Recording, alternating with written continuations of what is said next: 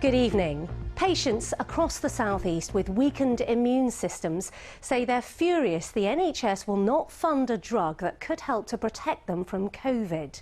Across the UK, up to 500,000 people with cancer and other serious illnesses have been forced into self-isolation because vaccination is not effective for them. They say they've been forgotten again by the UK health authorities. Claire Starr has the details. Social distancing in a cemetery. One of the only ways Rob and Mandy Boxhall from Herne Bay have been able to spend time with their grandchildren. Rob is a carer for his wife who has non-Hodgkin's lymphoma, a type of blood cancer which leaves her with no immunity, even after vaccines. Since the start of the pandemic, they've been shielding at home. Even though everyone seems to think that COVID now is like a flu or a cold, to my wife, it is still a killer. You know, I've been married 35, 36 years now. My wife's my fifth limb.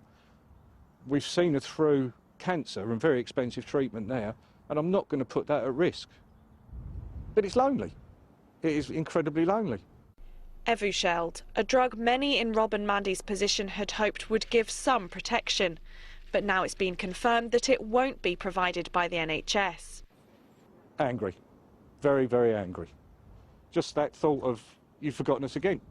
It's not the silver bullet, but it would give us a bit more confidence to have contact with our family a bit more regularly, perhaps even at quieter times go into a shop. Evusheld was approved for use in the UK in March, so it is privately available. Martin Eve, who's been shielding with his wife in Broadstairs, was able to pay for it with family help. In December, he caught COVID. I was still hospitalised. I couldn't clear the virus, but I did not end up on a ventilator, and my outcomes were much better than the medics had predicted. The thing that I dislike most is the sense of guilt I have that I can get this privately, but I know there are people who can't. And that's why I've been running a campaign to try to get this made available to as many people as possible on the NHS.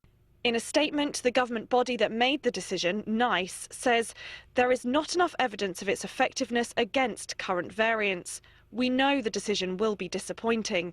We are developing a process to monitor real-world data and re-evaluate the medicines as needed against that data in a faster way. The problem's been that by the time we've got to a decision that NICE is not going to give this drug to people, it's no longer effective against the most recent variants. They're playing this game of catch-up constantly, and it's just so frustrating as a patient to be sitting there seeing the clock being run down. For many families like Martin and his wife, it seems spring won't bring an end to shielding. And let's cross live now to Claire in Herne Bay. Claire, what can the families affected by this decision do now? Well, for many, like Rob and Mandy here in Herne Bay, it seems their only option is to enter into a fourth year of shielding. Campaigners say they will fight this decision, even if it only works against some variants. They want even that small bit of protection. The positive being taken, though, is that the government say that they are looking at developing a quicker process for making treatments available if they seem that it will likely they'll be effective. But for those 500,000 people across the UK, many here in the South East, for whom vaccines don't work, they're just hoping that something, some protection, some treatment comes along soon. Indeed. Claire, thank you very much.